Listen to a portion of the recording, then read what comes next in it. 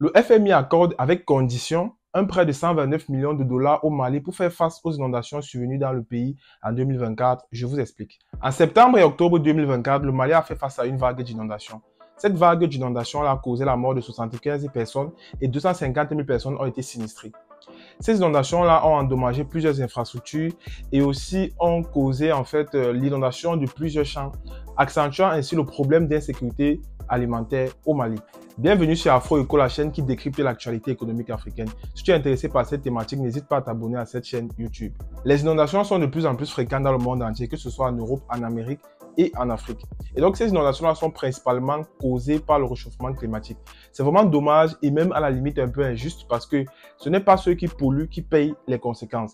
Donc, lorsque les grandes puissances polluent justement avec, notamment avec leurs grosses industries, c'est toute la planète entière qui paye les conséquences avec les inondations par exemple, ou bien les sécheresses. Sauf que l'Afrique, c'est le continent le plus pauvre et donc c'est nous qui payons plus les pots cassés. Donc, fermons la parenthèse et revenons au cas du Mali. Donc, après les inondations, le FMI décide d'accorder un crédit de 129 millions de dollars, soit 74 milliards de francs CFA au Mali. Et donc, le Mali s'est engagé à respecter plusieurs réformes dans le cadre de ce programme-là. Parce que c'est un programme qui va durer sur 11 mois. Et donc, les réformes s'appliquent principalement sur l'assiette fiscale du Mali. Donc, le Mali s'engage à prélever un peu plus d'impôts sur ses entreprises et d'une autre part, s'engage aussi à une meilleure gestion de ses services publics, notamment les services d'énergie. Le but du FMI, c'est vraiment une allocation efficiente et efficace de ces fonds-là, puisque ces fonds-là vont principalement servir à reconstruire les infrastructures qui ont été détruites et aussi à importer les biens de première nécessité dans ces zones qui ont été touchées très fortement par les inondations.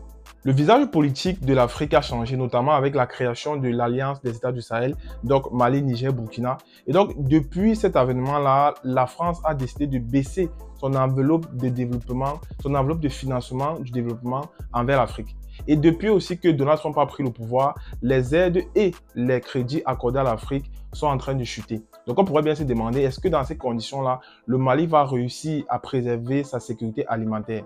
Mais il ne faut pas oublier que si on regarde le problème uniquement de cet angle-là, on peut se dire c'est assez dramatique, c'est assez grave. Mais il ne faut pas oublier que vu que le visage politique a changé, les nouveaux politiciens ont une autre vision de l'Afrique, une autre vision de l'économie. Et donc, les principaux pays de l'AES sont en train de renégocier les différents contrats, que ce soit les contrats miniers, les contrats pétroliers, les contrats gaziers. Donc, ils sont en train de renégocier les contrats. Et donc, à terme, ces contrats-là seront beaucoup plus justés, beaucoup plus avantageux. Donc, d'ici peu, si tout est bien fait, ces pays n'auront même plus besoin de l'aide internationale.